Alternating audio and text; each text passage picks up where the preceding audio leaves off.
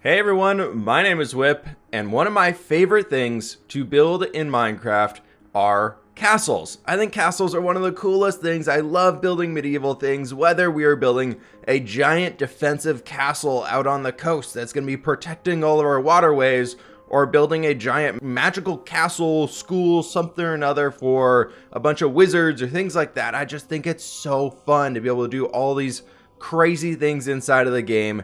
And then also on top of that, I personally have loved building a ruined castle in the past. So what we're going to be doing in today's video is we're going to be building this here cotton candy castle.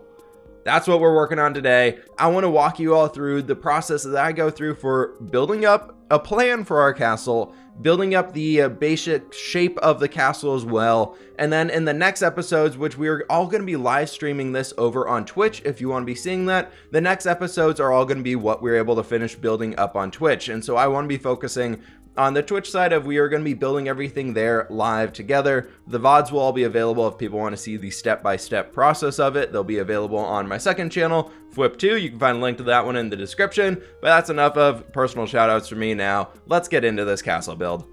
Moving forward with this one, we are going to be using World Edit here to help build the terrain and help speed things up so that I just don't have to spend countless hours placing in large amounts of blocks. But what I wanted to start ourselves out with here is I want to make some custom terrain that we can use in order to create our castle on top of, to give it an advantage being on the terrain here. I want to make something more unique than what we do everywhere else. I just felt like it'd be a really cool idea to lift this area up. So what we're using inside of here, if you haven't noticed already, is we're using the sphere brush through World Edit. This is a mod you can download on Java Edition, or you can use it as a plugin on servers as well. Voxel Sniper is another amazing one for those if you're trying to do some large scale terrain edits. Personally, I understand World Edit a little bit better, so I'm using this one. What we're trying to do around here, though, to prep the terrain, you can kind of see we've divided up into 3 sections. We have the right side over there, which it's Lone Island per se, which is going to be a large part of the defensive castle. And then we have this large main section that's going to be a park, a palace, and all that other stuff. And then there was that raised section, which was going to be the royal living quarters. So that's more of the royal feast hall, throne room, palace type stuff like that. And what we did here was, in order to help ourselves out better with World Edit and all that stuff, is I changed all of the sand that we had over into, I believe that's gray concrete or something along those lines. And using the gray concrete, we're able to quickly mask that over later because it's not something that we're going to be building with. So when we want to texture the terrain, it's a heck of a lot easier later on, which is why we're also, you can see on the top side here, we're using wool to start to plan this area out and start laying out the base shapes of our castle, which on that side is, like I mentioned, going to be more of the defensive side. So you can see there we have, I know it's a little bit off in the distance here, but we have some large rectangular shapes that are going to be for the gatehouse. We'll be moving over there shortly in just a second. And then you can see these kind of rough walkways that we're using to help ourselves out here to better understand the way for everything moving around here. Orange is the general shapes that we're going to be using for the castle. So not any really like major points of interest inside of here. These are just kind of the general structures, and then we're also going to be using light blue and yellow to help add some variety into the color so we kind of know where the different buildings are overlapping and coming together. And a big thing that I would recommend if you're building your own castles, in order to give yourself a lot more room for detailing, make the walls of all of your main structures 2 blocks thick. If you're building a small tower that's supposed to be like a staircase tower or something on the outside, that's okay to be 1 thick because that's just used for transportation. But if you think defensibility wise, and also it gives you the ability to add a, per se, like a wallpaper on the inside, so it doesn't have to be a stone interior. You could add a wood backing to it. You've already planned that out for the space of the castle, so you're not taking away more interior space by just wanting to use those types of structures. Then what we're doing up here on that light blue area that you can see is I wanted to add in a stables. So this section on our side right now is meant to be more of the military district of our castle. So it's the first area where people would be coming into. So obviously we want a lot of the guards stationed up there. So I wanted to add a full stables area inside the castle. And then a lot of these structures are going to be like barracks and armories or just different places for guards to be able to live in and work out of, live out of, and just go about their daily lives. We need to add in a small training ground as well out here. And you can see these small red lines that I'm adding in, and those are more like retaining walls, I guess. They're going to be shorter walls, whereas we have these big, thick orange walls. They're going to be like the main castle walls of all of the buildings coming together and all that stuff. And then we're adding in just a regular bridge to get us over to the other side. A lot of people on the stream said that we should be using a drawbridge in here. Haven't quite decided which route I want to be going for this one, but I figured right now just a fancy ornate bridge would probably be my go-to for this. And maybe we'll add in some more like additional gate structures or something on that side.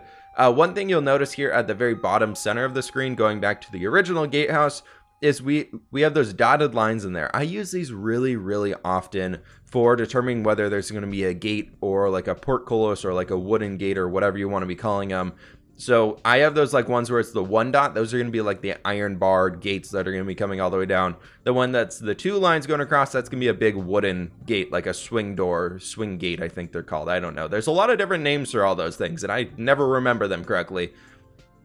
Moving up here into the next part of the castle, however, we are starting to add into what is going to be more of the palace area. So this is more for housing and just people to live around here. I was thinking this could also have some artisan merchants, so maybe the best blacksmith in the land could be living up here, and some top royal merchants or things like that could be living over in this side area, which is almost going to be like a little roundabout street of sorts that allows people to move around all over the place. And this could be a place where like cooks could live, the general servants could be living out here, and kind of the lower areas of the houses. And it just gives us a lot more space for things to be in this area, and it kind of helps break things up a lot. What you're going to see here on this left side though, where it's just that open green area and kind of the bottom left now, is that's actually going to remain open. I know it doesn't make a whole lot of sense, seeing as the ocean is right behind us where the camera is right now, so we'd want a lot of defense coming from that side, but I wanted to turn it into a large garden.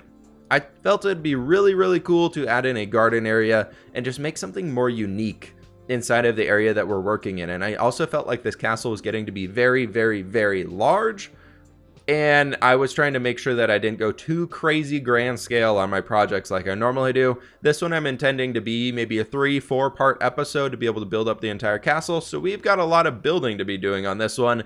So I think with that, we'll see where we go from here. But I want to do that as a big garden, and maybe we'll do like a small retaining wall on the outside that could hold some catapults or something like that to help add to that defensive side. But right now we're focusing on building up the palace. You can see that kind of bumped out wall that looks a little bit rounded out there. That's going to be the main throne room area, and then kind of above that would be all of the royal living quarters and everything in here. So these structures are going to be rather tall.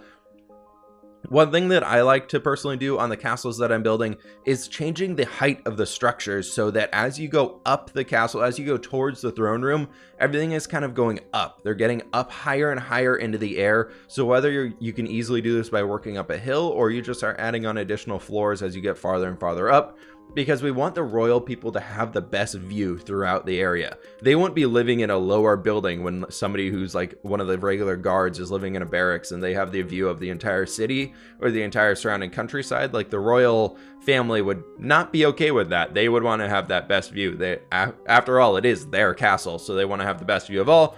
So I figured we would add them up here to the highest point in the clip. I felt like that was a pretty cool way to do it. Then bringing in some more of our world edit action over here, we are working back on planning out the structures on this far side. You'll see me experimenting with a lot of different heights here. What I'm doing is basically just etching out the base idea, the base shapes of what everything is here. If you're struggling after you get that base plan on the ground, I would really recommend doing this. Instead of jumping into building right away and just spending the time of trying to work on the base things in the front, and then coming back later and be like, ooh, I made this way too big. It's not going to make sense for what's behind me.